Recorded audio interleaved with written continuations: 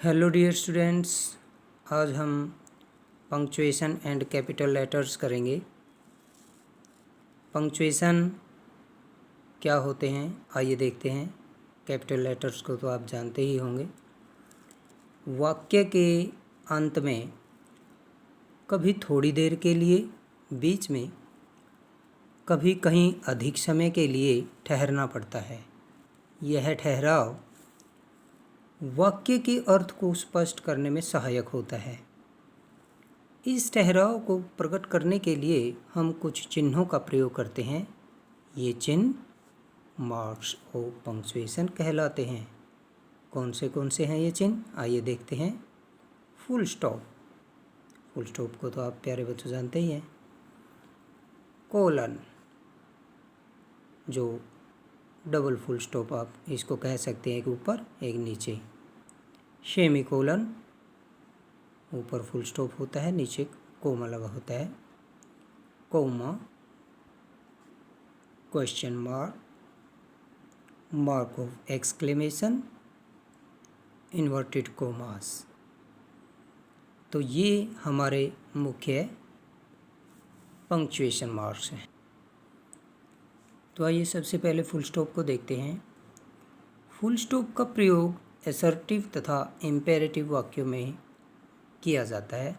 उनके अंत में इनका प्रयोग होता है। जैसे he is an old man.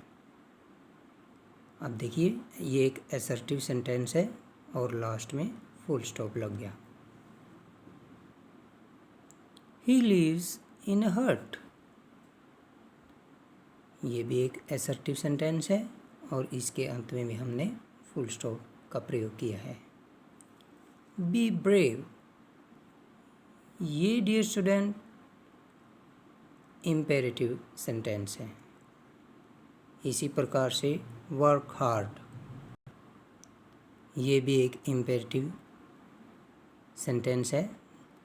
तो इनके अंत में भी हम फुल स्टॉप का प्रयोग करते हैं।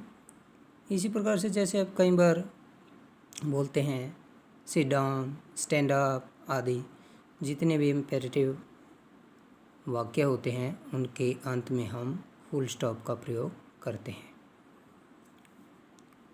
कोलन, कोलन का प्रयोग डियर स्टूडेंट्स किसी सेइंग के लिए या कहावत से पहले किया जाता है। जैसे हैम्लेट स्पीक्स, शेक्सपियर ने हैम्लेट एक रचना की है, उसमें ये कहावत है उसके शुरुआत में ही, टू बी और not to be, that is the question.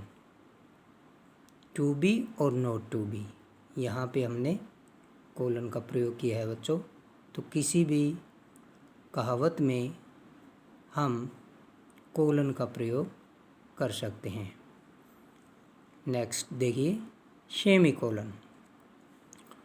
Coordinate close को अलग करने के लिए, जैसे कई बार बच्चों उसमें कोऑर्डिनेट कंजक्शन किसी वाक्य में नहीं दिया होता, तो वहाँ पर हम उसके स्थान पर सेमी कोलन का प्रयोग कर लेते हैं। जैसे he went out, he helped the old man, he came back. तो अब देखिए, ये तीन जो सेंटेंसेस आप देख रहे हैं, इनको किसी कंजक्शन के साथ जोड़ना था, लेकिन हमने यहाँ पे सेमी कोलन का प्रयोग कर लिया है उनके स्थान पर। नेक्स्ट करते हैं कॉमा। एक ही पार्ट ऑफ स्पीच के एक जैसे शब्दों को अलग करने के लिए हम इसका प्रयोग करते हैं। जैसे the names of my brothers are Mohan, Sohan and Hari. देखिए प्यारे बच्चों, मोहन के बाद हमने कोमा का प्रयोग किया है, लेकिन यदि लास्ट का जो शब्द होगा उससे पहले हम एंड का प्रयोग करेंगे। नेक्स्ट एग्जाम्पल देखते हैं। I buy a book, a pencil, an ink pot and a pen. तो देखिए प्यारे बच्चों, जब तक हम अंतिम वर्ड पर नहीं पहुंच जाएंगे तब तक हम कोमा का प्रयोग करते चलेंगे। जैसे मैंने बुक खरीदी, पेंसिल खरीदी, और जो लास्ट के दो हैं उनमें हम फिर एंड का प्रयोग करेंगे। लास्ट के दो से पहले जितने भी आएंगे हम कोमा का प्रयोग करते चले जाएंगे। इसी प्रकार से कोमा का प्रयोग प्यारे बच्चों हम फ्रेज इन अपोजिशन मार्क करने के लिए करते हैं। साधारण शब्दों में हम यदि कहें कि नाम के साथ हम दूसरे तरीके से भी यदि उसका उद्बोधन करते हैं, उसको संबोधित करते हैं, तो वहाँ पर भी हम कोमा का प्रयोग करते हैं। तो देखिए इस सेंटेंस में, the Ganga a Holi river. Holi river किसके लिए प्रयोग की है? गंगा के लिए। तो इसलिए क्योंकि होली रिवर हमने गंगा के लिए ही प्रयोग किया है, तो गंगा के बाद और होली रिवर के बाद हम कोमा का प्रयोग करेंगे। Rises from the Himalayas. Next example है, I read the Bible, a holy book of the Christians. ये भी वही बात है। अब बाइबल क्या है? होली बुक है, तो इसके लिए भी हमने बाइबल के बाद कोमा का प्रयोग कर दिया है। संबोधन करने के लिए यदि हम किसी को संबोधन करते हैं, संबोधित करते वक्त भी हम कोमा का प्रयोग करते हैं। जैसे Mohan, do not tweet, go their voice. तो इसी प्रकार से हम किसी को संबोधित करने के लिए कोमा का प्रयोग करेंगे। रिपोर्टिंग वर्ब और रिपोर्टेड स्पीच को अलग करने के लिए, जैसे I said, comma, today is Sunday. अब देखिए रिपोर्टिंग वर्ब और रिपोर्टेड जो स्पीच है हमारी, उसको अलग करने के लिए हमने यहाँ पे कोमा, सैड के बाद कोमा का प्रयोग किया है। इसे दोनों को अलग कर दिया है। पेयर ऑफ वर्ड्स को अलग करने के लिए, कई बार शब्दों के जो जोड़े होते हैं उनको यदि हमें अलग करना हो तो उनके लिए भी हम कोमा का प्रयोग करते हैं। जैसे old and young, comma, rich and poor, comma, high and low, comma, all went to see the fair. तो आइए अब हम नेक्स्ट पे चलते हैं। क्वेश्चन मार्क भली भांति जानते हैं प्यारे बच्चों आप इसको। प्रत्येक प्रश्नवाचक के अंत में इस चिन्ह का प्रयोग हम करते हैं। जैसे what is it, what did they do, what is your name, who are you, etcetera. Mark of exclamation, exclamatory या ऑप्टेटिव सेंटेंसेस के अंत में हम इस साइन का प्रयोग करते हैं। एक्सक्लेमेटरी में आप, जिसको आप हिंदी में विस्मयादिबोधक भी कहते हैं, देखिए what A sweet voice, how foolishly he acted, may you live long. किसी को विश करनी हो, आश्रय हो। इंटरजेक्शन में भी हम इसका प्रयोग करते हैं। जैसे इंटरजेक्शन शब्द, कई बार हम ऐसे शब्दों का प्रयोग करते हैं जो दुख, खुशी, आश्चर्य आदि को प्रकट करते हैं शब्द, उनके साथ भी हम इस साइन का प्रयोग करते हैं। अलास, हुर्रा, आह, ब्रावो, हार। तो इनके साथ भी प्यारे बच्चों हम एक्सक्लेमेशन मार्क का प्रयोग करते हैं। Next, inverted commas. किसी वक्ता या लेखक के शब्दों को ज्यों का त्यों लिखने के लिए, जैसे Mohan said, I go to the library. देखिए मोहन सेट। अब उसकी बात को ज्यों का त्यों कहने के लिए जो रिपोर्टेड स्पीच है उसको हम इन्वर्टेड कोमा में बंद कर देते हैं। Next example, Hari said comma inverted comma शुरू बिगिन।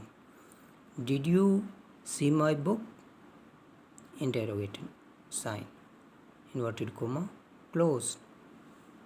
तो इन्वर्टेड कोमास प्यारे बच्चों रिपोर्टेड स्पीच में किसी वक्ता के द्वारा कही गई बात को ज्यों का त्यों जब हम लिखते हैं तो वहाँ पे हम प्रयोग करते हैं। और इसमें हमें ये भी ध्यान रखना है कि रिपोर्टेड स्पीच जब शुरू होती है तो उसका पहला जो लेटर होता है वो कैपिटल होगा। तो अब हम कैपिटल लेटर्स की बात कर लेते हैं। वाक्य को आरंभ करने के लिए जब भी हम कोई सेंटेंस शुरू करते हैं तो जाहिर है कि उसका जो पहला शब्द होता है उसका पहला जो लेटर है वो कैपिटल होगा। He has to do it, तो ही का एच कैपिटल आएगा। कोई भी हो, नाम का तो आता ही है, इसके अलावा प्रोनाउन या कोई अन्य जो भी नाउन वगैरह कोई भी वर्ड हो उसका जो पहला सेंटेंस का जो पहला लेटर है वो हमेशा कैपिटल होगा। फुल स्टॉप के बाद जब हम नेक्स्ट सेंटेंस शुरू करेंगे तो भी पहला जो लेटर है वो कैपिटल होगा। Take your seat please, take T capital हो गया। नेक्स्ट, प्रॉपर नाउन को आरंभ करने के लिए, प्रॉपर नाउन कोई भी हो प्यारे बच्चों, आपको ध्यान रखना है कि हमेशा प्रॉपर नाउन का जो पहला लेटर है वो कैपिटल होगा। Mohan M, Rohtak R, French F, Christmas C, Tapti T. तो ये जो नाम हैं प्रॉपर, इनके जो पहले लेटर हैं वो कैपिटल होंगे। इन्वर्टेड कोमास में अभी हमने ऊपर जिक्र किया था, इन्वर्टेड कोमा जब भी शुरू होते हैं तो पहला जो लेटर है वो कैपिटल होगा। नेक्स्ट देखिए, वाक्य में मैं के लिए सदा आई का प्रयोग जब भी होगा वो कैपिटल होगा। या हम कह सकते हैं जब भी अकेले आई का प्रयोग किया जाएगा वो कैपिटल होगा।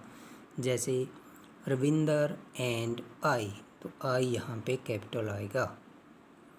नेक्स्ट, परमात्मा के लिए प्रयुक्त होने वाले शब्दों में जैसे गॉड, गॉड प्यारे बच्चों जी हमेशा बड़ा आएगा चाहे ये बीच में हो। हिज प्यारे बच्चों, यदि परमात्मा के लिए हम हिज का प्रयोग करते हैं चाहे वो सेंटेंस के बीच में ही क्यों ना हो तो उसका भी पहला जो लेटर है वो कैपिटल आएगा। हिम हो, यानी परमात्मा के लिए जो भी शब्द प्रयोग होगा उसका पहला जो लेटर है वो कैपिटल आएगा। नेक्स्ट, एब्रीविएशंस में, एब्रीविएशन में यानी जब हम किसी भी संक्षेप में हम जब लिखते हैं शॉर्ट फॉर्म में तो उसके जो लेटर लिखेंगे वो सभी लेटर्स जो हैं कैपिटल में होंगे। SCERT, नेफा NEFA, MA, तो ये सभी के सभी प्यारे बच्चों कैपिटल आएंगे और इनके बाद हम फुल स्टॉप का प्रयोग भी करते हैं समय प्रकट करने के लिए। जैसे 7 o'clock, 7 o'clock में यहाँ पे ओ आप कैपिटल देखेंगे। तो प्यारे बच्चों उम्मीद है कि आपको पंक्चुएशन एंड कैपिटल लेटर्स समझ आ गए होंगे। ये हरियाणा विद्यालय शिक्षा बोर्ड की बुक से हमने पंक्चुएशन एंड कैपिटल लेटर्स किए हैं। आपके पास यदि ये बुक हो तो आप उसमें से देख सकते हैं। इसका स्क्रीनशॉट भी आपको भेज दिया जाएगा और आप इसकी एक्सरसाइज भी करेंगे। थैंक यू प्यारे बच्चों।